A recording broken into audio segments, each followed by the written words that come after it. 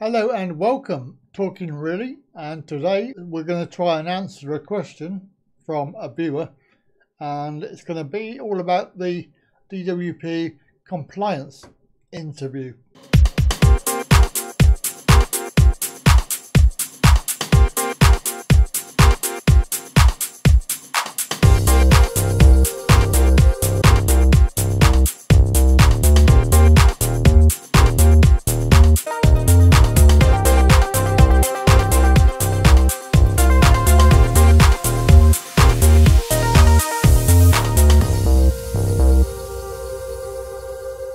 So welcome, it's all about the compliance interview. Over the years I've had several of these letters come through the post. The first one, serious one that I received was shortly after having my first claim for ESA. I was unable to walk. I had to rely on my parents for transport. I had this interview. I had no idea what it was about. And of course, I didn't phone up the number as I do now because I think that I need to know. I need to know because I need to stop worrying about it. I wish I'd done it now, but it got all the way to the day, and Mum and Dad drove me down and parked the car. And just as we were heading into the job centre, literally crossing the road, a phone call came, and it was the DWP saying, "We're really sorry. Don't come in. We have decided that you don't need to have a compliance interview. There's quite clearly evidence that we have made a mistake." Yes, well, thank you for that, since that you've just made me wait 2 weeks. And what it was because they assumed that I was on income-based ESA, and I wasn't. I was on contribution-based. Well, there's no limit on the savings for that, so they were assuming that I was fraudulently claiming benefit when I had savings over the maximum, and that is what they were going to have a chat to me about. I had no idea. I found that out later when I complained. Basically, I wrote a letter of complaint because of my health and my situation, and the fact that I had to get a lift, and I was worried for 2 weeks, and I put all that in a letter, and it went off to the management team for the compliance squad, or whatever you want to call them. It went there. I had a reply, and they apologised for dragging me in, and basically my argument was they should have done some checks before they even decided to call me in to make sure that it's right. Anyway, that's beside the point. They haven't changed that plan, and so yeah, I had my recent one, which was the latest one I made a video about when I failed to notify about a £4 increase in my pension, which meant that they were taking off £20 to £30 off of my allowance. The video I made was because they wouldn't change the date or time, and I was going on holiday abroad, and they wanted me to still receive a phone call whilst I was on holiday. And you can watch the videos, they're up there now in the corner. Talking about the compliance interview itself, we've had a question from a viewer. They have one coming up very soon, so you'll receive a letter, and it will say, "We need to talk to you about your benefit claim, blah blah blah." It could be a telephone interview, because they have started doing these now. They are obviously easier for them to do, because then they haven't got to worry about dragging somebody in. They can just phone you up, interrogate you on the phone now. So what it is, sometimes they send them out as a random basis, just to check that you are getting what you should, or you're not doing anything that you shouldn't, as it were. The interviews are compulsory, and if you don't attend, or you don't make an effort to attend, your money will be stopped. Whilst you're attending one of these interviews, you're normally treated like a criminal, guilty before proven innocent, most likely innocent of any wrongdoing, as you have been randomly picked, or somebody has reported you, or even or it could be the HMRC that has reported you for something. As in my case, they reported the £4 difference in pension. They record everything like the police do, only in this case you are most likely innocent. You are asked to bring in with all your documentation and proof to say who you are, so that could be a passport or whatever. And the lady that this article is referring to, she went into hospital, and when she came out, she had this letter waiting for her, and yet her only crime, technically, was to become ill, and she's claiming ESA, but was previously claiming JSA. There's no other change in her circumstances, but obviously she was called in for this meeting.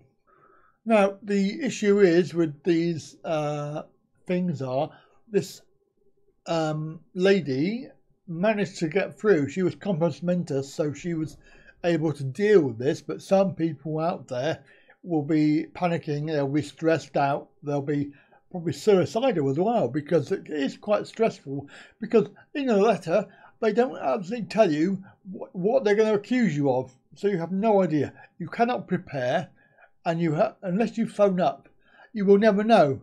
So I always phone up now because I need to know, and I phone up as soon as I get it, because the interview's usually two weeks ahead. So but this lady phoned, and she found out, she spoke to the guy. It was a man, and he obviously didn't say he was under pressure, but we're presuming that he was, because he was being told to claw back £1,000 from innocent people, and this is direct word of mouth from the man himself. So she's just a person that they're going to target to get this money back, and come to think of it, the amount of money that I was paying back, or have to pay back, is basically over that amount. So they've obviously got their target based on me, and I'm paying £11 a month, so I'll be paying that forever. He said that the DWP is supposed to send her a previous letter. Obviously that didn't arrive, and he was telling her this because she seemed knowledgeable and polite, and he said that she'd asked lots of questions, and his tone of voice was not of a happy person. So, because, bear in mind that these people are not all nasty people. So there are some nice people working there, but then they obviously suffer from ill health and guilt, really, because they have to do this job, that they have to target vulnerable people and try and make them with no money, take their money away. So the actual room itself is usually, if you're going to go to a face-to-face, it's usually in the job centre, and you'll probably find that there's one or two people, DWP staff. If you're lucky, it's only one. But it's treated like an interview, a proper under caution interview, although they don't caution you. There is that feeling that you're in court and you're guilty, basically, before you even go in the room, unless you can prove it. Unless, in my cases, my occasions when I've had this, they've decided at the last minute that there was no need for me to have one. So, I still reckon that they need to do some checks before they start doing these letters. You have to sometimes be very strong and very forward, and not let them, walk all over you. But basically the DWP are openly committing fraud, allegedly.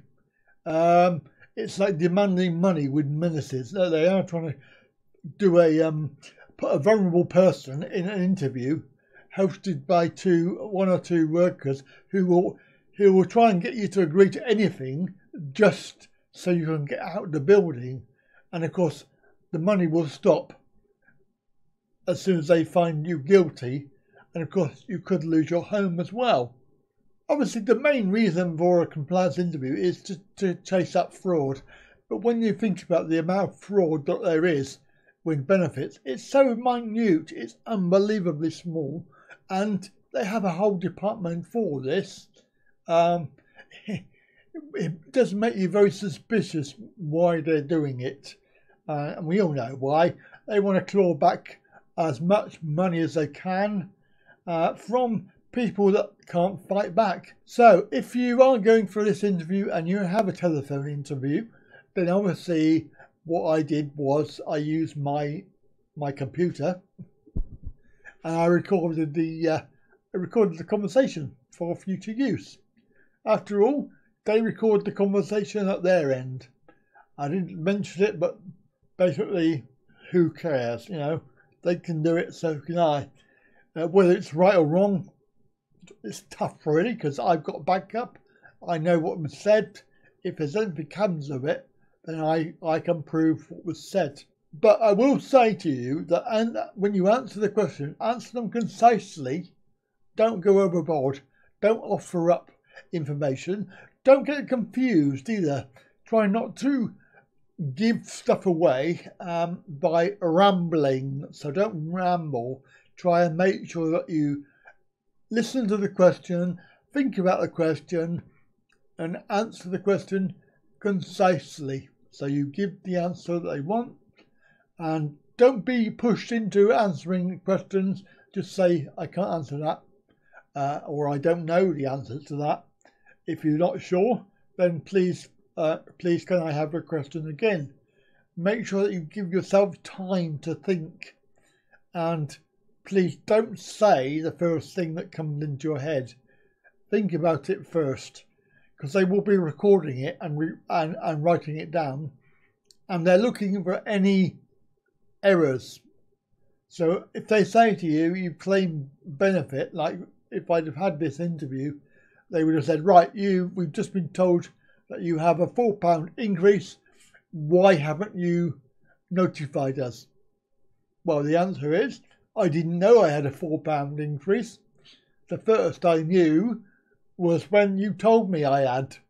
And then they will say to you, well, why did you not keep tabs on it? The answer is, all of my money goes through my books, so my accountant takes care of my income and my expenditure for me. I don't have the ability to keep tabs of everything. Now, I'm sure that my accountant would have told me eventually, but that was the reason why. And of course now I've had to make sure that I look at every single income stream and make sure that it's been declared. So keep it concise, keep it factual, and if they do ask for any evidence to be sent through, then make sure that they provide you with the appropriate address, and take copies and send copies of your stuff. And again, being assertive, being polite, but being assertive. It's very important that you don't let them dominate you and don't let them walk all over you by being in the position of, we can take away your money, do as we tell you, behave yourself, blah, blah, blah, because that is what they will do in the end. Anyway, once you've finished, then obviously don't panic. If the outcome is, as it has been for me, that there's nothing happened, you're not guilty, blah, blah, blah, forget it. Put it in the drawer, put the letter away, and look forward to probably another one very soon, because they do tend to target the same people, and they tend to be on ESA, which is quite unusual. I hope that's helped you in some way, and of course don't forget to comment down below with your experiences of compliance interviews. If it's a face-to-face interview, then obviously turn up on time and dress fairly smartly. Don't be worried about it.